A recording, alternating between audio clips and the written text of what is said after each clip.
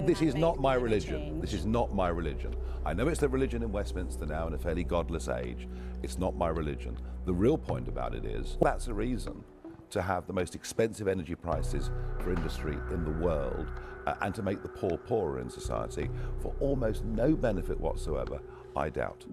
GB News descended into turmoil after political commentator Chloe Dobbs delivered a blistering condemnation of the government's decision to house migrants in Rotherham, a community still scarred by the grooming gang scandal.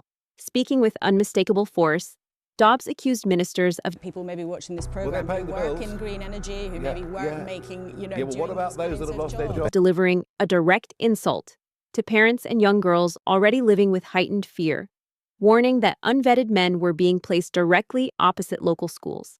But the confrontation escalated quickly. Before her remarks could settle, fellow panelist Fahima Mahomes fired back, accusing Dobbs of painting all asylum seekers with the same brush and stoking division at a time of national tension. The exchange set the studio alight, as Dobbs countered by pointing to statistics she argued demonstrate elevated risks within specific migrant groups. She maintained firmly that she never suggested everyone would offend, yet the clash made one thing clear. This was far more than a routine debate. What unfolded was a direct collision over public safety, political correctness, and the deep structural failures within Britain's asylum system. Watch the full exchange, and before we continue, make sure you subscribe for the latest political updates, like the video to support our work, and share your views in the comments below. Jeremy Corbyn talked about nationalising water. You used to say his economics were from La La Land. So why is your proposal not from La La Land? Look, we have Conservative and Labour governments who can't even build a railway. And in the end, it's the one who dares to say what no one else in the mainstream will touch who comes out on top. Honestly, I think one of Nigel's first jobs as Prime Minister should be scrapping the BBC licence fee. Like this video if you agree. Stick around to the end. But how much taxpayers' money would you be prepared to spend to take half of the water industry into public control? That's the question. Well, one thing we must not do is bail out any existing bondholders or shareholders. That absolutely has to be part of the deal. So shareholders would be expected to give the companies to the government and the taxpayer for free without being compensated? We got all this wrong back in 2008. We bailed out everybody at a massive, massive cost. So you don't know how much it would be in any ballpark? 1 billion, 10 billion? Of course not. We don't know what negotiations we're going to have. But it doesn't need to be a big sum of money if you incentivise private capital to come in and do the job properly. So you want to nationalise it, you want it in public ownership, but you can't put a price tag on that yet. It's interesting you say that. Notice the presenter's tactic. She wants a headline figure, something sensational, but Farage replies with logic and negotiation. That's what real-world leadership looks like. Because when Jeremy Corbyn used to argue... It used to be called public-private partnership, back in the days of Blair. Well, we need to update that significantly. When Jeremy Corbyn talked about nationalising water, you used to say his economics were from La La Land. So why is your proposal not from La La Land? Look, we have Conservative and Labour governments who can't even build a railway, So do we want government running these things? No, but does the state need to get some degree of control over vital national assets? Yes. I'm pushing for some massive cuts in spending. Get rid of the net zero agenda. Even the OBR, which is a sort of tool of the establishment, estimates the cost of that at £30 billion every year. We've highlighted the money the Bank of England wastes every year. Again, tens of billions over the QE programme. We've talked about saving huge amounts of money on HS2. So no is the answer. Well, let's talk about some of the specifics, because times have changed a lot and your party is now in charge of billions of pounds through the councils that you run in England after your big successes in May. So there are decisions now that politicians in your party are making that we can look at carefully. A 19-year-old in your party is now the leader of Warwickshire Council, in charge of a budget of £500 million. He wants to spend £190,000 on hiring political assistants. Is that a good use of taxpayers' money? Well, at the moment, we're finding that we're very, very hamstrung. We're going into existing administrations, we're facing obstructionism in many places, and Warwickshire, a very, very good example. The CEO willfully defying what we want to do there. So, does this guy, George Finch, does he need some professional political figures around him, you bet your life he does. But I mean, this is going to be a very big battle against the existing bureaucracies that exist in these councils who've been running bad practice for years. So your answer is we've to got a take fight on our on hands. more staff. You know, you want to cut costs, but your answer in that particular Well, it's better to council have is staff. to take on more staff and spend nearly another £200,000 of council taxpayers' It's money. better to have staff who support the will of the democratically elected councillors than it is to have public sector staff opposing you. Well, let's look at another council, Staffordshire. Your team that's meant to go in and hunt for savings, sort of model on Elon Musk's Doge efficiency team. Staffordshire Council says they've received no request or notification of the audit. Essentially, your team that's meant to be looking for savings hasn't turned up yet, even though No, you that's won in right. May. They haven't. No. They haven't turned up. No, there are 13 of them for us to go around. You'll find in West Northamptonshire, we've just saved £1 million renegotiating an IT contract. Just one little example of what we can do. Bear in mind, we're not the Labour Party. We haven't got hundreds of staff. You know, we're a party that's been really active for just over a year. We're growing in size. Yes, we have a Doge team. They've not been everywhere yet. But you've seen already, us highlighting examples of extravagant expenditure. Well, you've seen already also in Warwickshire, we've just discussed somebody wanting £200,000 on extra staff because they don't have the ideas themselves. Once he's got the right staff, we can make some real savings. We've also seen decisions, like in Lincolnshire, for example, where the council's got rid of the flood committee, except there have been floods. Yeah, well, who says the flood committee would do any good?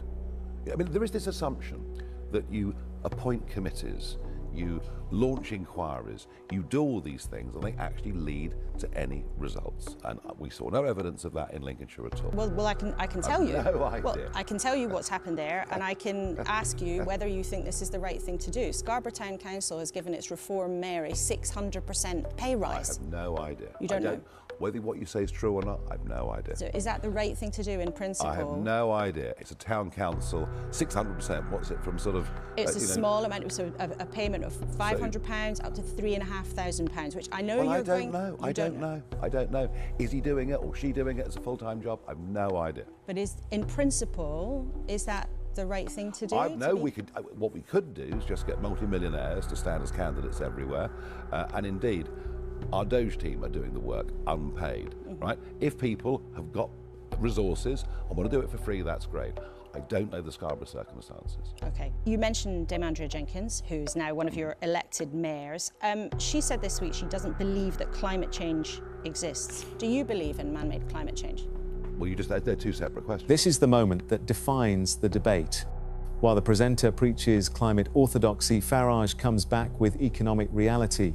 Industry is fleeing, energy costs are soaring, and net zero is achieving nothing. Or do you believe in man-made climate change? Well, do I believe there's climate change? Yes. Does man have an influence? Impossible to think we haven't got some influence. As to what proportion it is, I've no idea. But as a simple question of No, principle, I know. do you believe in this is man-made not my climate religion. change? This is not my religion. I know it's the religion in Westminster now in a fairly godless age. It's not my religion. The real point about it is, are we going to deindustrialise Britain? There are 2.5 million manufacturing jobs left in Britain that are under threat and could be gone within the next decade unless we change direction, and that particularly relates to energy policy. And indeed there are billions of pounds worth of public policy decisions that depend on whether or not people believe the science and they believe in the kind of steps that people should be taken. But the science suggests very strongly, thousands of scientists would say this, the consensus is absolutely clear that man's activity has a significant impact on the climate. Well, say it does.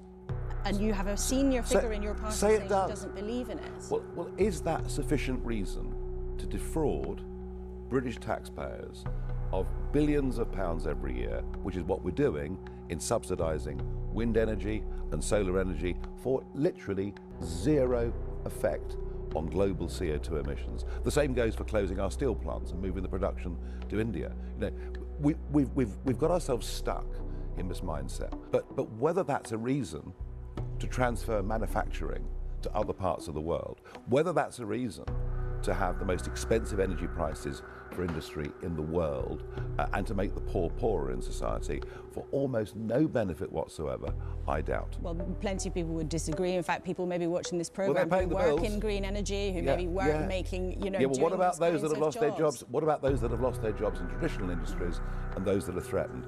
We are going to need huge amounts of steel, for example, over the next few years. We're going to need vast amounts of copper wire over the next few years. We're just not making this stuff here anymore. And we haven't actually helped reduce global CO2 emissions. We've just exported it. But the party's lost 2 of their 5 MPs recently, and life, well, maybe isn't that straightforward in the 10 councils they won control of either. But Nigel Farage is with us this morning. Thank you very much indeed for coming in. Let's talk then about the water industry. You say you would want it 50% under government control, along with all utilities. How much would it cost to have 50% of the water industry under public ownership? That depends what deal you do with the private sector investors. I mean, we are in a hell of a mess with this. An increase of the population by 10 million has left us completely incapable of coping. Companies have been badly run. I think we know all of that. We would look for private sector investment. The government can be a partner. It's all about what deal you strike, isn't it? So we're left with a fundamental question, one that goes far beyond this single debate. Is this conversation really about protecting communities that feel vulnerable and neglected? Or are we seeing entire groups of people being judged and targeted because of the crimes of a minority?